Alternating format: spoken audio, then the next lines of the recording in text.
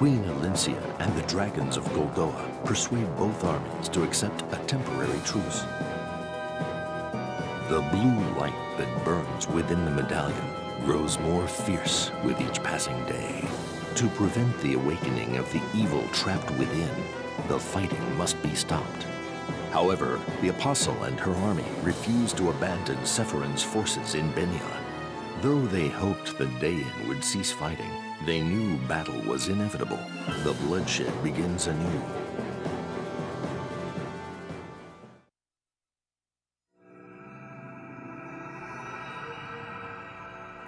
Endgame, From Pain, Awakening. A blood pact, a piece of parchment forced you into this hopeless war. How terrible. I'm sorry for what you've been put through, Micaiah. The uprising in the Empire continues. The Apostles' people await her return as they fight against the Senate. Casualties mount each day. We know how urgently the Apostles' army need to reach the Empire. However, to let their army pass through Daein, the Senate will surely invoke the Blood Pact and destroy us. But why haven't you told the Apostles' army all this? Surely an alliance between your army and theirs could overcome the Senate. Attacking the Senate is not an option for us. If it were, we would have marched against them when all this started. If we were to side with Ike, the Senate would use the curse against us. The death of the Senate will not stop the curse. No matter what happens, the end result remains the same. The obliteration of Daein. What tragedy. Is there any hope for Daein at all? There is. One person who holds a glimmer of hope for all of us. Queen Almedha! Queen Almedha, what do you know about the Blood Pact? Hang on a second, open up my drink. Dr. Pepper, good stuff. You know something, don't you? I saw the look on your face. You noticed something even before Peleus told us about the Pact. If there's something you know that we don't, please tell us. Lady Almedha, haven't you done enough already? It's not done. It's done. Finished. Nothing matters anymore. There's nothing we can do. My Peleus is... Almedha, get a hold of yourself. Kurth, I can't pretend that I know what you're going through, but for Peleus' sake, you must control yourself. Remember that your son made his final sacrifice in order to protect the people of Daein. Honor his memory now and help us. You're right, Kurth. I'll try. Oh, thank you, Lady Almedha. Now what can you tell us about the Blood Pact? In the Benyan era, year 626, a terrible plague swept through Daein, killing over 1,000 people. I remember the horror of that disease. King Ashnod took the throne after the plague killed most of the royal family, including his father. The tragedy is still fresh in my mind. That was no disease. It was the curse of a blood pact. What? It was all plotted by my husband in a bid to claim the throne of Daein. Ashnod tricked his father into signing a blood pact with a traveling wise man. Ashnod convinced the king that he was signing a contract to procure the services of the wise man, which was true in a fashion. With the pact signed, Ashnod had the wise man invoke the curse. My husband looked on in triumph as the royal family began to wither. The power of the curse killed every royal in line for the throne. It was brilliant. With no one to block his way to the throne, Ashnod executed his master stroke. He killed his father and took the crown from his head. King Ashnod killed his own father, the king of Daein. And what about the others? I thought 1,000 people died for his insane plot. There's no point in dwelling on old wounds. Besides, the peasants didn't matter. They had no vision. Ashnod, on the other hand. What's important is what happened after the king's death. Ashnod wasn't cursed by the blood pact. He wasn't cursed? How is that possible?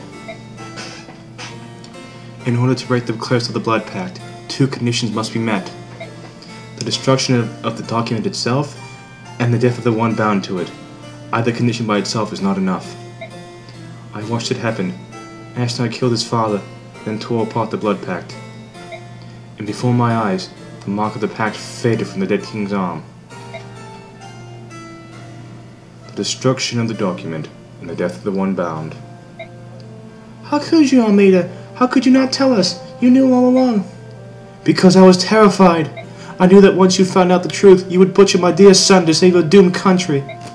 I would have done anything to save my Peleus. That's why I didn't say anything. How could I? In the end, though, it wasn't enough. Almedha, you were stronger than this. You were always the brave one when we were young. Huh? I know you grieve, but grieving will not bring Peleus back. Now is a time when you must be strong. To put Peleus' spirit to rest, help carry out his dying wish, and ensure the safety of his homeland.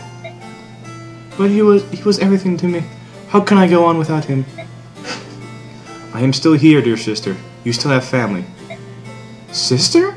Lady Almedha is your sister? I received your message, my sister, and I've come to help. Please, Almedha, allow me to protect Dayan for you, and for Peleus. Do not lose hope.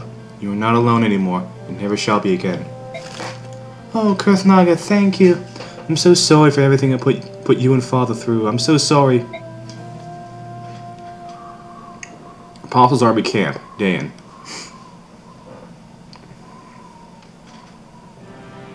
Sir Ike, I've just received a very disturbing message from Prince Kurthnaga.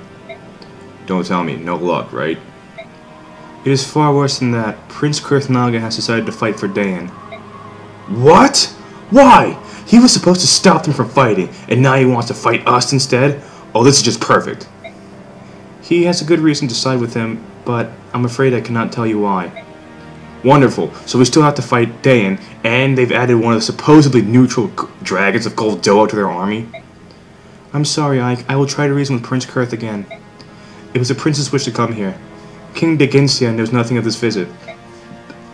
Be that as may, for a prince of the dragon tried to stand on the battlefield, it is unacceptable. I must talk him out of it. I'm sorry, Ina. I know what you're doing too. I know you're doing your best too. Wait, are you talking to him with that stone? Yes, we dragons have the power to sense the presence of our allies. If that ally is someone we care for very much, then we can communicate telepathically. With the sending stone, we can use his telepathy across extreme distances.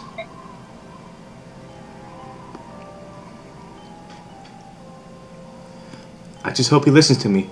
We can't afford to fuel the flames of the Fire Emblem. It's almost dawn.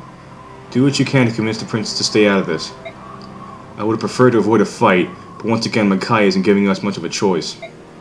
I will do my best, Sir Ike.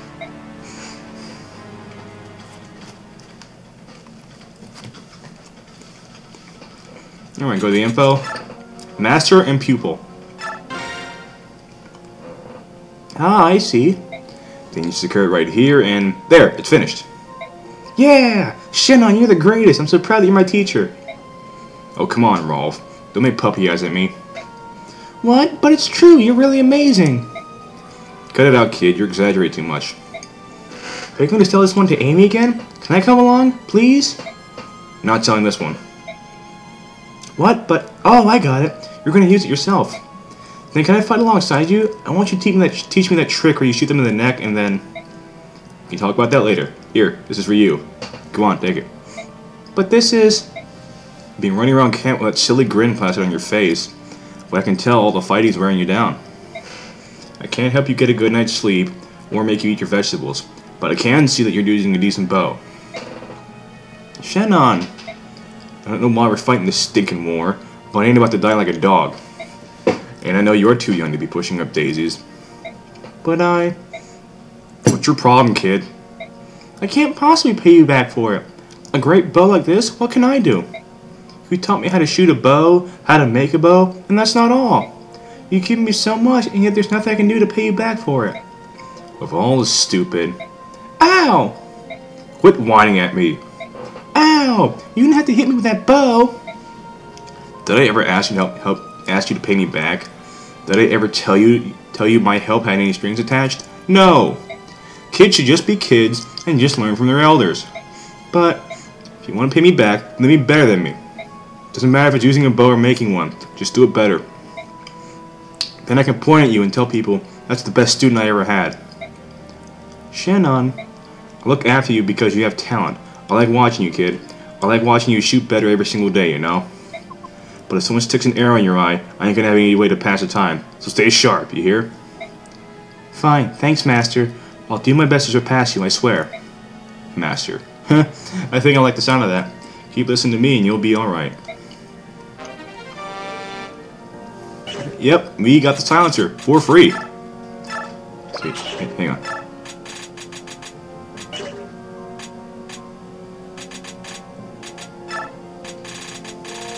Hooray! A support. Alright. EXP. Let's see.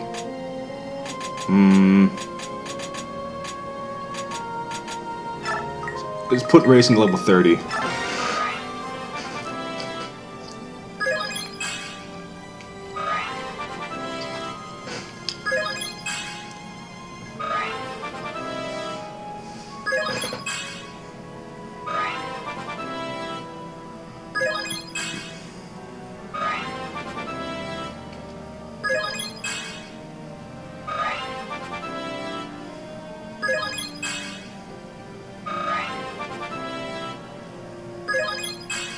Good.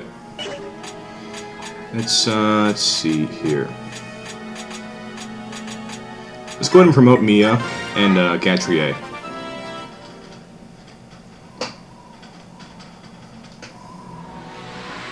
Yeah. She's now a True Blade. True Blades. Peerless swordsmen whose total mastery of the blade fascinates all. They employ the skill Astra. Astra can launch 5 consecutive attacks. Truly.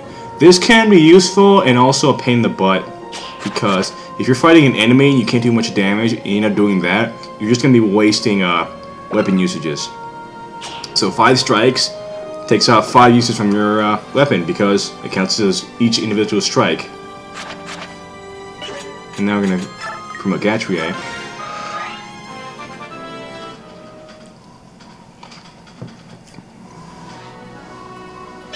He's a marshal. We've already gone over marshals before, so.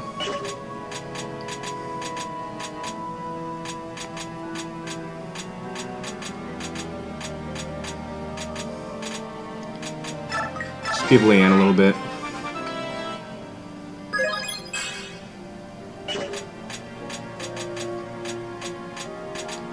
Let's see, give it a little bit to Ileana.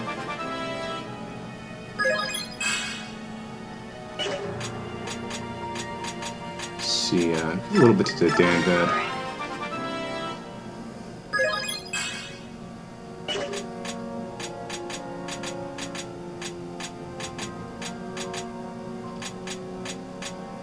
Give some to Kieran.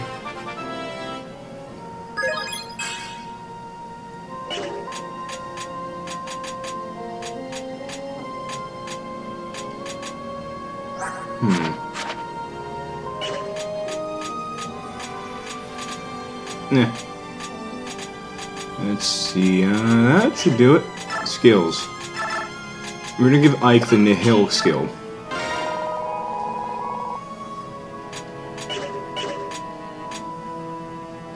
Remove Paragon from Marsha.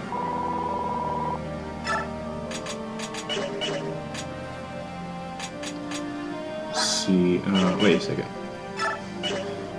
Let's give a little bit to Khalil. Let's give her level 14. That should do it.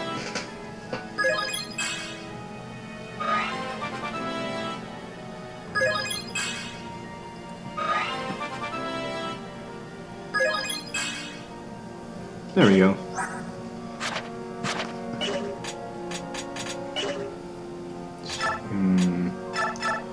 Discipline Paragon.